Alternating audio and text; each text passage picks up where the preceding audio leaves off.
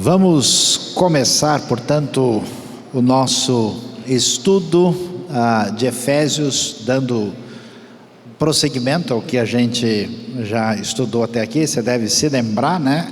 Efésios, carta importantíssima de Paulo.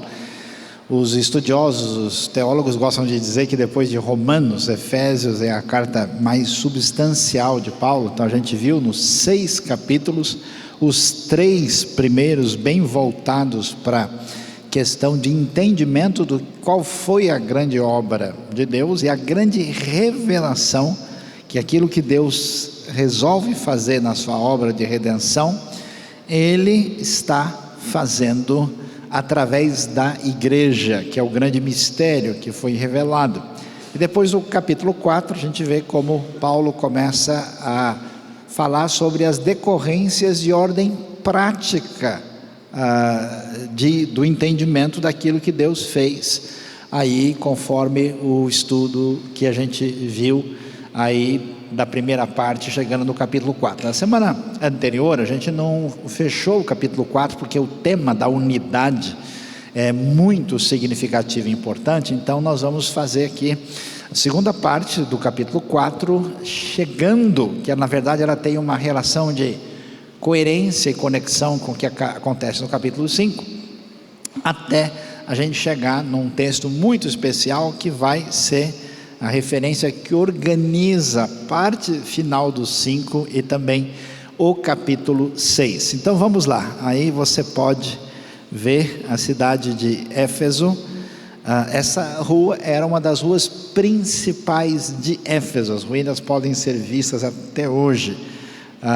Então a gente está mostrando aí sobre a realidade do que é chamado de novo caminho. E aí a gente lê do verso 17 em diante: assim eu lhes digo, e no Senhor insisto, que não vivam mais como gentios que vivem na inutilidade dos seus pensamentos.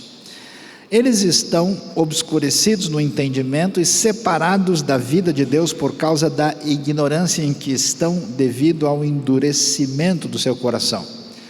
Tendo perdido toda a sensibilidade, eles se entregaram à depravação, cometeram com avidez toda espécie de impureza. O que acontece? A comunidade, não só de Éfeso, mas das igrejas desse ambiente, na antiga Ásia Menor, na região onde hoje é território da Turquia, esse pessoal vinha de um pano de fundo pagão, greco-romano, e até mesmo de algumas outras minorias e com outras tendências religiosas pagãs. E agora o desafio é: vocês entenderam o Evangelho, vocês receberam a salvação em Cristo, portanto a vida de vocês tem que ser diferente. E aí então ele começa a falar: vocês não podem mais viver como os gentios que estão seguindo os seus pensamentos, que são fúteis, vazios, inúteis, que não levam a nada. Eles não têm entendimento, estão separados da vida de Deus, têm o coração endurecido.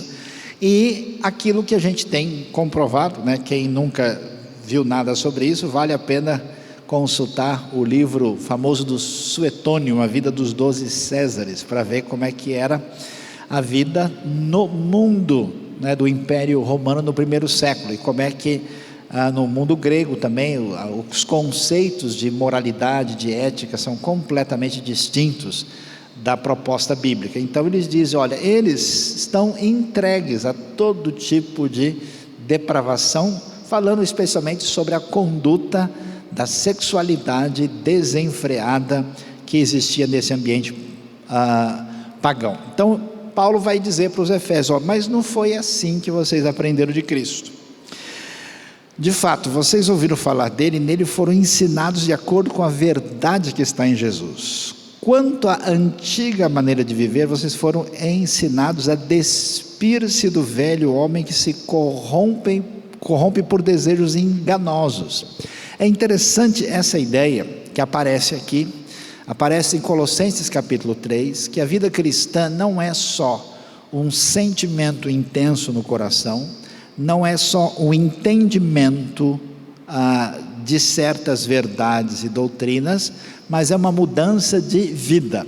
E a maneira de mudar esse caminho, que implica numa atitude de obediência à vontade divina, ela é comparada ao arrancar roupas antigas e colocar roupas novas, né? Essa ideia de revistam-se, versão antiga fala revestivos.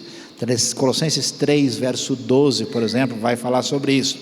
Então vocês têm que despir-se do velho homem, ou seja, tirar aquilo que está na sua vida, que está ligado à chamada velha natureza, a vida e a natureza que vocês têm, né, a partir da realidade do pecado que está na vida de vocês, por aquilo que vocês são, e agora vocês encontraram a Cristo, é necessário reorientar o comportamento, porque essa vida do velho homem, ela se corrompe por desejos que parecem ser promissores, mas enganam, e vocês têm que ser renovados no modo de pensar. É interessante, a maior tristeza, talvez, que a gente possa ter dentro do ambiente religioso cristão, que tem muita gente interessada em sentir a bênção de Deus na sua vida, mas pouco interessada em gastar o seu entendimento para entender o que Deus revelou.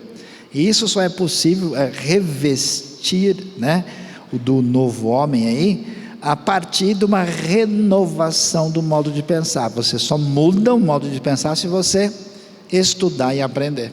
Então não basta ser tocado pela palavra, precisa se tocar para estudar a palavra, não é só ser tocado, senão eu vou acabar tocando você para você aprender a fazer a coisa direito.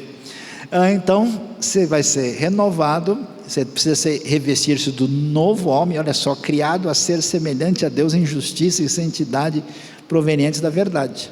Quer dizer, existe uma nova criação, que é chamado de novo homem em Cristo, que faz com que a gente caminhe na direção de ser semelhante a Deus. Interessante, né? A gente nunca pode ser como Deus. Em quê? Em poder. Isso é o pior problema do ser humano. Mas todo mundo precisa ser como Deus no sentido de caráter, no sentido ético. É o desafio, né? Às vezes a gente pensa muito em termos de salvação e esquece de enfatizar esse outro lado da questão, de que somos chamados a ser semelhantes ao nosso Senhor, ao nosso Criador.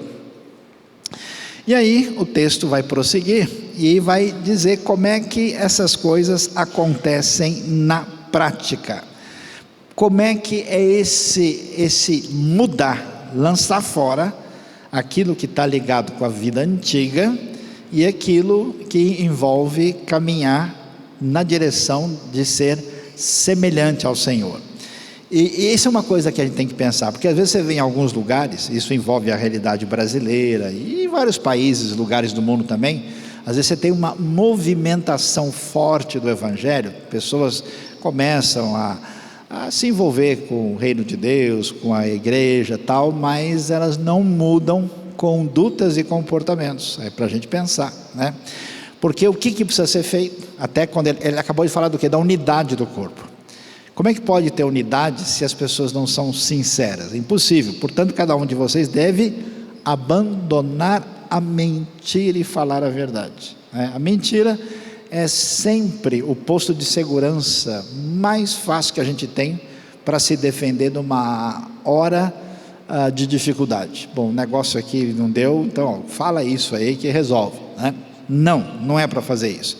Olha o motivo: somos todos membros de um mesmo corpo. Quer dizer, não dá para a gente ser membro do corpo se um está tentando enganar e fazer a coisa em relação ao outro de maneira falsa pelas costas. Segundo desafio, o desafio é quando a gente perde a paciência. Eu acho muito legal isso, porque a Bíblia não é essa coisa de grupo religioso assim que trata a realidade como se ela não existisse. Eu gosto de ressaltar isso. Você lê livro evangélico, religioso, todo mundo é lindo, maravilhoso. Lê a Bíblia, tudo diferente. O pessoal, tudo carne de pescoço. É a minha cara, a sua cara. A gente está em casa lendo a Bíblia. E é interessante, porque Porque o texto vai dizer o seguinte, em vez de falar assim, olha, meus queridos, nunca fiquem nervosos, tá bom? Olha, vocês não podem ficar irados. Lógico que isso não faz sentido. A ira vai se manifestar. Aliás, tem ira que é muito boa. Irar-se contra a maldade é uma virtude. Irar-se contra a injustiça, contra a exploração do outro é uma necessidade. Não é para ter sangue de barata diante da maldade humana, não.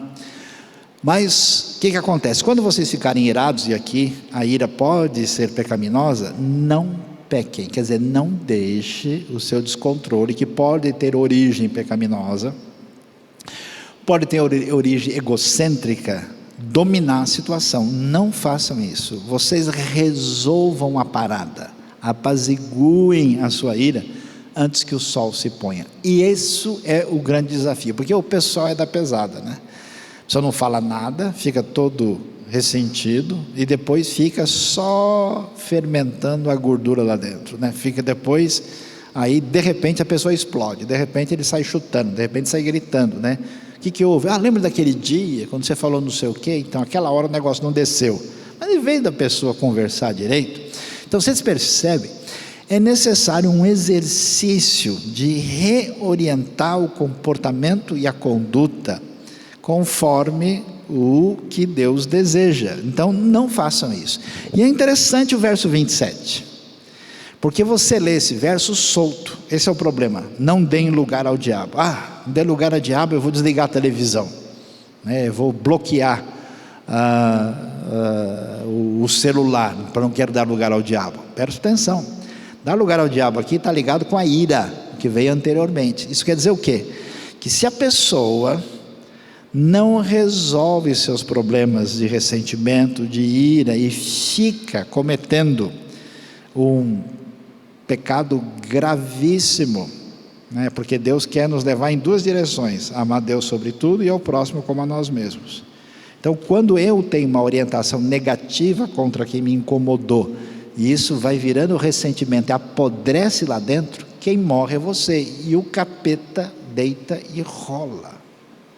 Então não pode se dar lugar à ira, porque isso é espaço para ação diabólica. Em que sentido? O que é importante em Efésios? Agora que a gente viu, a unidade do corpo, porque se esse povo que vai levar a salvação não se entende e fica brigando e arrumando confusão por causa de picuinhas, como é que essa palavra vai chegar onde ela precisa? Se cada um defende a sua ira particular e entra em conflito com o outro e por qualquer razão parte para cima, não dá. Então isso é dar lugar ao diabo. Aí tem um ponto final, que aí tem um outro assunto. Aquele que furtava, não furte mais. E isso é uma coisa muito séria, porque a maioria das pessoas que recebem esse ensinamento são o quê? Escravos. Pessoas debaixo da opressão do Império Romano. E se tem alguém que tem toda e qualquer justificativa para passar a mão numa coisa e tentar resolver isso rapidinho, é alguém que é escravo, está sendo espancado, está lá sofrendo na mão dos poderosos do Império, e de repente o cara esqueceu um negócio e não viu, opa, pelo menos foi Deus que colocou ali para mim. Amém, irmãos? Entrou 5 mil na minha conta hoje, não sei de onde vem, com certeza foi o Senhor que mandou, mas quando sai 5 mil, não acho que foi o Senhor que levou. Pois é, o que furtava não furte mais. Ou seja, isso quer dizer que se você crê em Deus, no Evangelho, na obra de Deus, você não pode permitir que a sua insegurança, que a sua ansiedade, que a sua atitude autocentrada leve você a se proteger mentindo, a se proteger guardando e trazendo ira e ressentimento contra o próximo, e se proteger furtando, porque tudo isso é comportamento egocêntrico. Não faça isso. Em vez de você se apropriar, né, de uma forma ou de outra, e veja, e furtar aqui não é só passar a mão no dinheiro do outro, é fazer qualquer coisa em que se aproveite de uma pessoa, em que você deixa, né? É um problema sério hoje, que a gente até quando vai fazer qualquer negociação, a pessoa fala, você fica quieto, não fala sobre isso, porque senão pode complicar, quer dizer, o lucro está acima da verdade. Então toda vez que você de alguma maneira vai lucrar injustamente, abrindo mão da sua ética pelo respeito ao próximo, a coisa complicou. Então não faça isso. Faça o quê? Trabalhe, fazendo algo de útil com as mãos. É muito importante, muito valioso o trabalho, e a Bíblia mostra que isso tem valor, porque você vai fazer algo útil com as mãos, o seu trabalho vai redundar no benefício de outros, e olha qual é o objetivo: para que tenha o que repartir com quem estiver em necessidade. Então o trabalho é um caminho de serviço para a bênção das pessoas com aquilo que Deus nos dá. Então ele diz: olha pessoal, o caminho é na outra direção, vocês não podem mais viver como viviam antes. E ele continua dizendo: vamos olhar a nossa maneira de agir. Nenhuma palavra torpe saia da boca de vocês. Essa palavra é muito difícil da gente traduzir. Você já pensou o que não devia? A palavra torpe eu já sei que é, aqueles palavrões que o pessoal fala, eu evito ao máximo, né? E até troco, né? Eu chamo de outra coisa para evitar que na hora que sobe o sangue eu falo, né, qualquer outra coisa. Palavra torpe, o original grego é a palavra sapros, significa literalmente palavra podre, palavra corrosiva. O que é isso? Você vai entender quando ler a continuação do versículo. Mas apenas a que for útil para edificar os outros, conforme a necessidade, para que conceda graça aos que a ouvem. A palavra podre é a palavra que destrói, que corrói. Pode ser calúnia, pode ser, sabe aquela levantada de suspeita assim, só para jogar o veneno? Oi amiga, né? Ou querido, quando você age de uma maneira só para... olha, eu não sei não, né? Você só joga o negócio e sai de perto e fala, vamos ver no que vai dar. A palavra que é uma palavra que não tem o benefício, não tem a intenção de beneficiar ninguém. É o comentário maldoso, é a calúnia, é o palavrão, é a palavra suja, desnecessária, é a palavra pesada, né? A Bíblia diz que a boca fala do que está cheio o coração.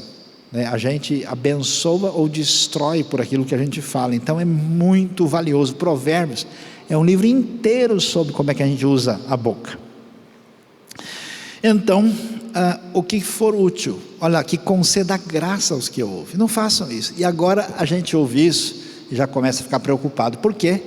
Dá a impressão à primeira vista que o evangelho vai se tornando, o que muita gente de igreja imagina, um conjunto de regras, o que eu faço, o que eu não faço, onde eu piso, onde eu não piso, né? E é muito engraçado, né? Muita gente pergunta, mas pode fazer isso? Posso ir em tal lugar? Posso comer tal coisa? As pessoas começam a achar que de fato isso é o que envolve a vida cristã, e aí a Bíblia começa a mostrar o caminho. Olha pessoal, a coisa não é bem isso.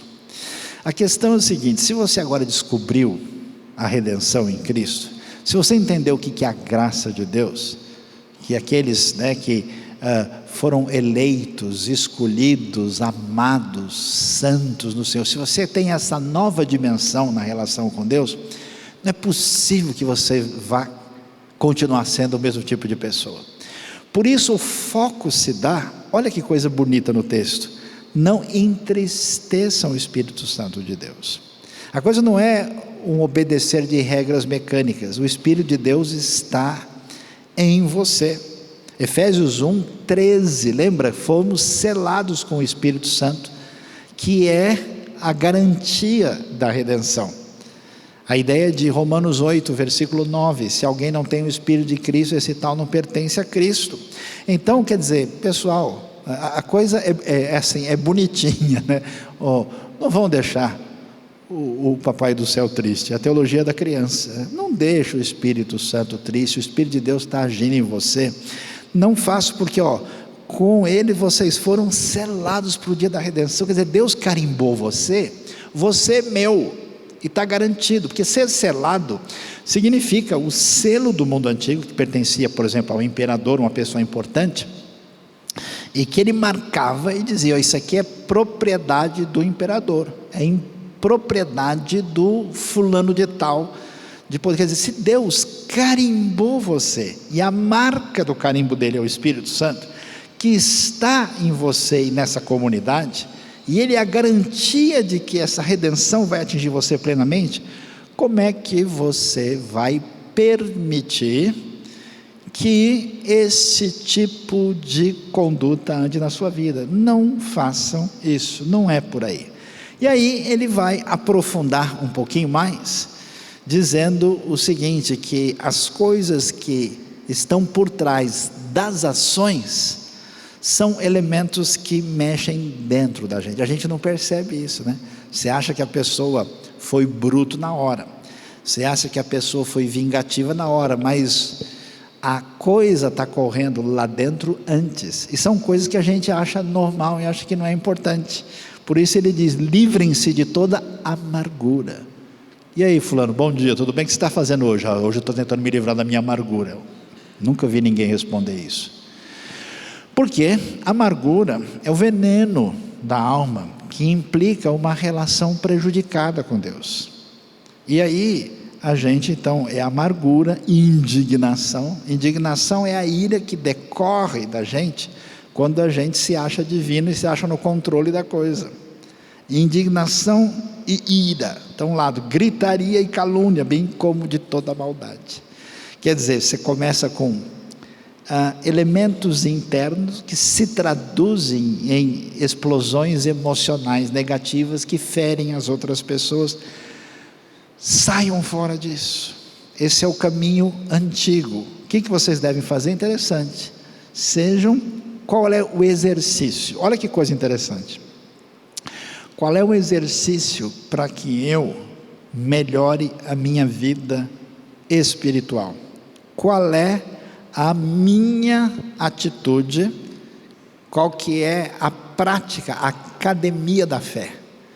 É ser bondoso e compassivo. Por quê? Porque a gente, quando entra no eixo do domínio de ensimesmamento, de egocentrismo, a gente sempre se protege, e para se proteger a coisa mais importante que tem é detonar os outros. Por isso que é tão gostoso falar mal dos outros. Amém, irmãos? Quem foi abençoado, levante a mão aí, né? É tão bom, é bom falar mal dos outros, porque você se esconde por trás disso. É tão gostoso uma crítica assim perversa, porque a gente assevera de que olha como a gente é diferente dessa pessoa que é tão sem noção assim.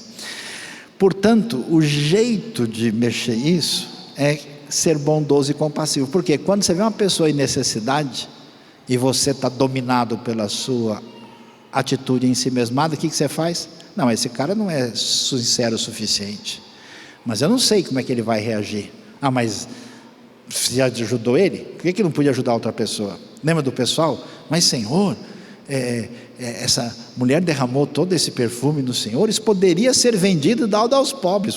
Agora surgiu uma teoria maravilhosa de resolver o problema social do planeta, só agora.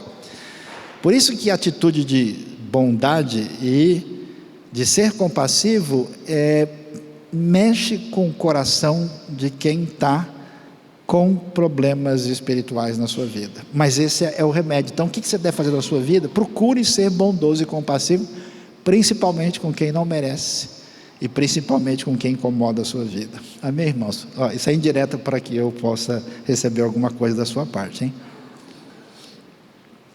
E olha que legal, perdoando-se mutuamente, assim como Deus os perdoou em Cristo. Então não deixe esse negócio da convivência deteriorar, porque você vai criando expectativas tão irrealistas sobre as pessoas, e quando elas fizerem o que elas sempre vão fazer, porque elas são pessoas, você vai entrar num caminho que revela a sua dificuldade.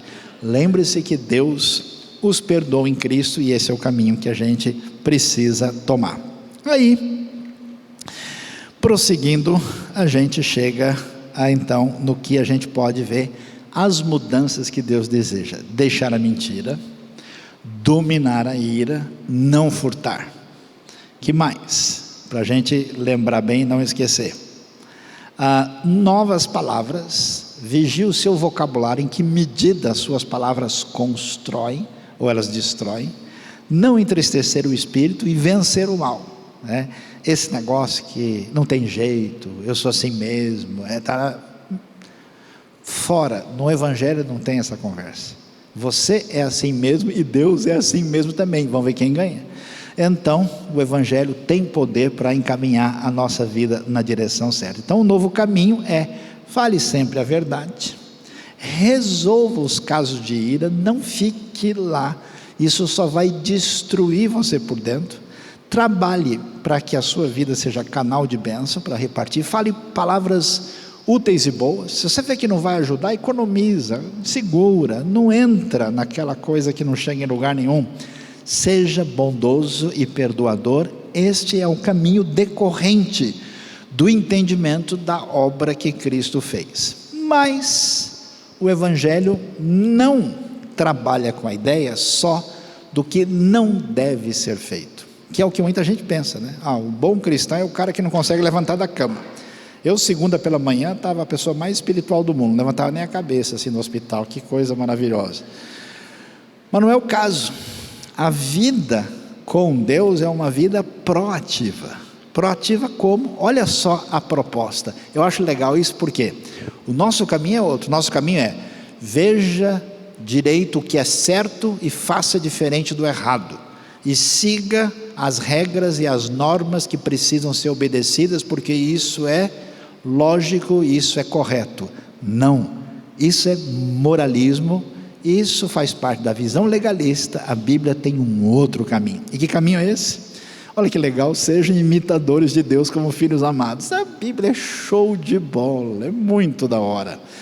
Não funciona assim. Tem um monte de neurose religiosa criada por pessoas que acham que a fé é um conjunto de placas de trânsito. Vire à direita, via pare, agora faça o contorno. E eu conheço um monte de gente que vive essa mecânica religiosa, e você vê essas pessoas morrendo de fome por dentro, sem vida com Deus, mas tentando segurar as pontas com um zumbi sem vida. Pessoal, não é assim. Vocês são filhos amados, que legal. Sejam imitadores de Deus. É igual a criança que está diante do pai e da mãe que ele ama, e ele vê fazer, ele faz igual. Já viu? Ele vê uma criancinha de 4 anos de idade, o pai pisou do jeito, ele vai lá e pisa também. Ele pôs um vestido, a mãe vai lá e põe também. Sejam imitadores e vivam em amor. A gente pensa, né, que Paulo vai chegar em Efésios falando: pessoal, vocês gentios malditos, fazendo as suas festas absurdas, que pouca vergonha, vão ficar de castigo, vocês vão apanhar. Ele não diz isso. Sejam imitadores como filhos e vivam em amor, como também Cristo nos amou e se entregou por nós. Olha que beleza, como oferta e sacrifício de aroma agradável a Deus. Ele deixou Deus assim, curtindo os últimos perfumes de Paris, né? Esse aspecto, aroma agradável, quer dizer, quando a gente entra em sintonia e tem essa disposição de servir a Deus, isso sobe para Deus como a melhor coisa possível, que é essa imitação como filho amado. Veja que o caminho de solicitação é esse, e é uma atitude de ser imitador. Quer dizer, não é só não ter um monte de coisa para fazer, é também fazer um monte de coisas positivas que está relacionada com essa compreensão e a atitude de introjetar o que Deus fez por nós. E aí, quando você entra nessa relação com Deus, aí o alvo muda um pouco, percebe? Ele vai falar das coisas que ele disse antes, vai retomar, mas ele aprofunda um pouco mais. Ele não diz simplesmente: vocês não podem ser imorais como vocês são. Ele diz: entre vocês não deve haver nem sequer menção de imoralidade sexual, como também de nenhuma espécie de impureza e de cobiça, pois essas coisas não são próprias para os santos. Pessoal, vocês estão em outra. Para com isso. Imagina, é tipo assim: não tem nada a ver. Por que eu tenho que ficar? Quem não tem esperança, quem tem aquela inquietação profunda por dentro, buscando alguma coisa para botar o pé sem estar se afogando, está querendo baixar onde, aí sim a pessoa vai tentando um estímulo atrás do outro. Mas vocês não precisam disso. Pare, com esse caminho, porque não leva a nada. Não é por aí. Por isso, como é que deve ser a vida de vocês? Não haja obscenidade, nem conversas tolas, nem gracejos imorais que são inconvenientes. Quer dizer, parece que foi escrito isso hoje, né? Isso é um mundo de 2000 anos atrás. Ao invés disso, ações de graças. Faça um exercício. Aconteceu uma coisa boa, conte para todo mundo. Bote para fora, agradeça a Deus.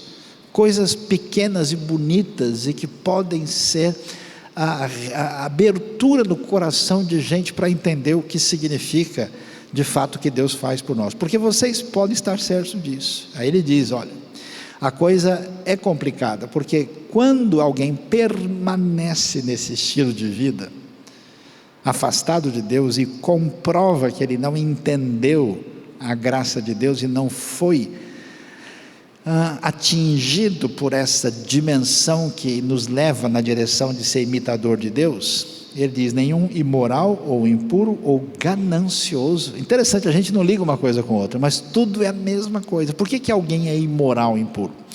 Porque a pessoa, na tentativa de salvar-se, ele busca uma fonte de prazer que lhe dê sentido e que lhe dê condições de sustentar a sua própria existência. Você vê isso muito quando você estuda Eclesiastes, né, que aconteceu com ali o rei que busca de alguma maneira, e é isso que acontece. Você vê a pessoa cair no pesado, ele fala, não, o negócio é curtir a vida, então eu vou cair na balada, e não quero nem saber, agora vai deitar e rolar. Ou então a pessoa chega e fala, sabe de uma coisa? Não, chega, esse negócio de sexta-feira à noite não vai me levar para lugar nenhum, eu vou meter as caras, eu vou estudar, eu vou ser o cara, vou fazer todos os cursos e pós possíveis. Não, eu vou ganhar uma grana, e aí eu vou ter tudo que eu quero, está tudo bem. E você vê Eclesiastes mostrando isso. Então, é interessante que tanto o imoral, que é a pessoa que diz, olha, eu não preciso de Deus, eu tenho tudo sob meu controle, eu vou buscar o máximo de prazer possível, está na mesma situação do ganancioso, que o ganancioso é o quê? Ele fala, quando eu tiver tudo isso, quando eu tiver esse poder e a grana para mim, aí vai estar tudo certo, porque ele é idólatra, porque ele adora a si mesmo. Essas coisas são reflexos externos daquilo que envolve essa atitude que tem a ver com um rejeitar do amor incondicional de Deus revelado em Cristo Jesus. No fundo, o problema do ser humano é um só: fugir do amor. A gente é tão cabeça de bagre, é tão chumboso, tão travado da cabeça, tão estranho, que a gente se apega dentro da gente mesmo e vai criando um monte de loucura, e Deus está dizendo, vem cá. Já viu criança birrenta? Vem cá, quero te dar um abraço, um beijo. Não vou. É a sua cara, olha você aí. Eu que cheguei com o terror, né? É complicado, então não funciona assim, não é desse jeito. Então essas pessoas que rejeitam isso, claro, eles vão buscar algum tipo de açúcar para poder sentir o sabor. Eles querem ter um pouquinho, né? É a música do Titãs, a gente quer prazer para aliviar a dor. Tá vendo como o pastor estuda teologia? Que coisa impressionante, né? Ninguém desse jeito tem herança no Cristo, o reino de Cristo de Deus, porque ele nem entendeu o que é o Evangelho. E não adianta ouvir papo furado. Ninguém engane vocês com palavras tolas. É por causa dessas coisas, porque a pessoa rejeita o presente de Deus e se entrega a uma vida de oposição, de desobediência a Deus, é por causa dessas coisas que a ira de Deus vive sobre os filhos da desobediência, os que vivem na desobediência. Então, pessoal, vocês que ouviram o Evangelho agora e mudaram, o caminho é outro. Quem continua numa vida de pecado, de rejeição a Deus, essas pessoas estão se relacionando com Deus de alguma forma, e infelizmente é a ira de Deus, a sua justiça, já que eles não entraram debaixo da sua misericórdia. Portanto, não participem com eles dessas coisas, ou seja, saiam fora desse tipo de sociedade que vocês conhecem aí e estão vendo como é que funciona. Aí, na sequência, ele vai explicar. Vejam lá, pessoal, Vamos entender, vocês antes, outrora vocês eram trevas, agora vocês são luz no Senhor. Mudou tudo, muda a caminhada. Vivam como filhos da luz, pois o fruto da luz consiste em toda, ou seja, em vez de filhos das trevas. O que é filhos das trevas e filhos da luz? Gente que vive em sintonia com luz, ou seja, com a verdade, com a graça de Deus, ou que vive na relação que tem a ver com as trevas. Filhos de é o que a gente chama de um semitismo, é uma linguagem que evoca o jeito hebraico de expressar as coisas. E o fruto da luz consiste em quê? Como é que a gente sabe? É interessante isso. Quando é que a gente sabe? É quase como a gente ir no médico assim, para fazer o exame e saber qual que é o sintoma, qual que é a doença. O que mostra que a luz está presente? Bondade, justiça e verdade. Isso quer dizer que a graça de Deus corrige o nosso entendimento. Você não acredita mais em mentira, você não acredita mais naquilo que você entendeu agora, qual é a verdade de Deus, e você se alimenta de doutrina, de ensinamento de Deus, conhece aquilo que Deus tem a ver. Você tem justiça de Deus que foi dada a você por que Cristo fez, e essa justiça começa a transparecer na sua vida através de uma conduta ética diferente. E como Deus foi da hora com você e mostrou que é amor incondicional, você deve virar gente boa. Gente boa é gente boa. Gente boa no grego, no hebraico, no português continua sendo gente boa. Portanto, você mostra bondade. É complicado gente de igreja e religioso que até gosta de falar de Deus, não sei o quê, mas que não mostra algum tipo de direção de bondade na sua vida. Fuinha, mão de vaca, malvado, arrogante, metido, egoísta. Não, o caminho é outro. E aí ele diz: e aprender o que é agradável ao Senhor. É muito interessante, porque na nossa caminhada, quando você não tem um relacionamento com Deus baseado no Evangelho, na graça de Deus, o que você quer saber? O que é certo, o que é errado, o que pode, o que não pode. Mas a dimensão que leva você a uma vida de procedimento é mais profunda com isso. Tem a ver com uma relação pessoal, que é aquilo que é agradável ao Senhor. É interessante isso, porque quando você gosta muito de alguém, de uma pessoa, o que você quer fazer? Tudo para evitar prejudicar e machucar a pessoa. Você não simplesmente não faz um negócio de certo, errado, bom ou mal, não pisa no quadrado. Você sabe que é diferente, que não é assim. Você trata num nível de relação pessoal. Então você tem que saber o que agrada, o que deixa Deus contente. Deus bate palma, fica feliz com você, que é agradável ao Senhor. E ele então vai dizer o que está envolvido nisso: não participe das obras infrutíferas das trevas. Quer dizer, vocês viviam, pessoal, vocês eram gentios, vocês iam nas festas, vocês participavam das orgias, onde todo mundo se embebedava e todo mundo era de todo mundo, vocês viviam nesse mundo doido. Vocês agora não devem mais participar dessas coisas sem qualquer conversa fiada. Pelo contrário, como tudo isso é um grande engano, você deve expor essas coisas à luz, trazer a coisa para o entendimento verdadeiro, para confrontar esse tipo de coisa que parece legal, mas não é. Parece bonito, né? É como a nossa festa popular, né, que acontece esse mês, onde tanta gente tem a sua vida destruída por drogas, por excessos, por uma libertinagem sem... parece legal, a pessoa está feliz, cantando, sorrindo, tal, mas será que vai mesmo trazer algum resultado? Não faz, é bobagem. O que o pessoal faz em oculto, até mencionar é vergonhoso. O pessoal pega pesado, perde os limites, mas tudo o que é exposto pela luz torna-se visível, pois a luz torna visível todas as coisas. Ou seja, a gente, em vez de essas coisas que são escondidas e que não vale, quando a gente traz para a luz, examina, olha e faz a confrontação da verdade, a gente descobre, ó, isso aí não tem condição. Por isso que foi dito, e aí é um convite, uma chamada para eles.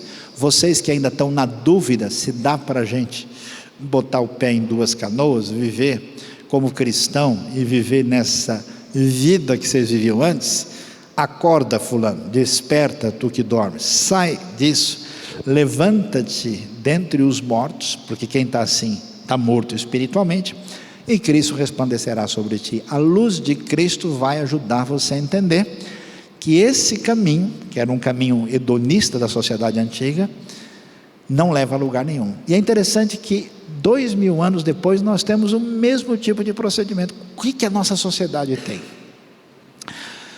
Hoje, nos ditos países avançados do primeiro mundo, a gente tem uma sociedade narcotizada. O pessoal está usando o entorpecente, bebida para tudo, para poder encarar a vida.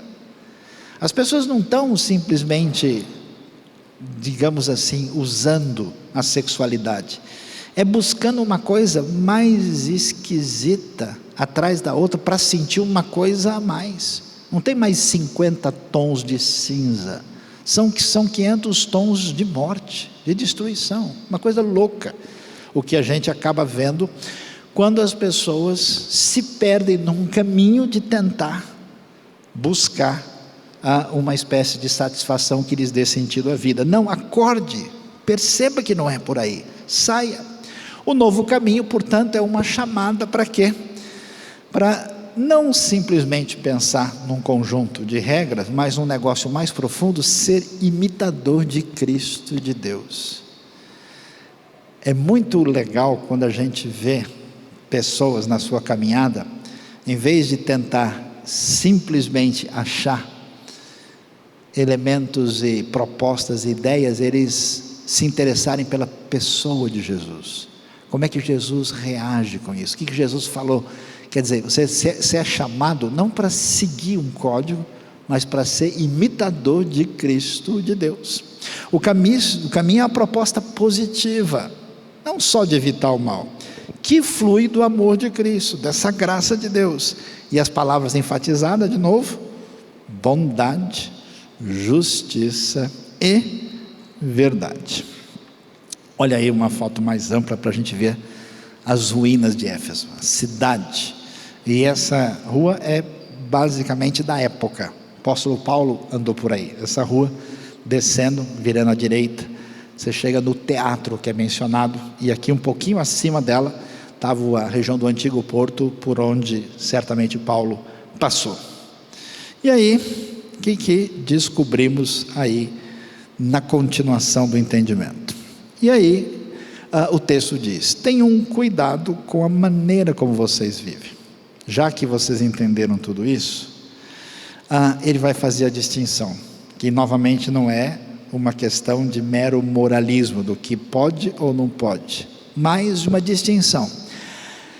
Quem vive sem considerar as diretrizes que Deus apresenta para a conduta e para a guarda do coração é alguém insensato. O que é um insensato?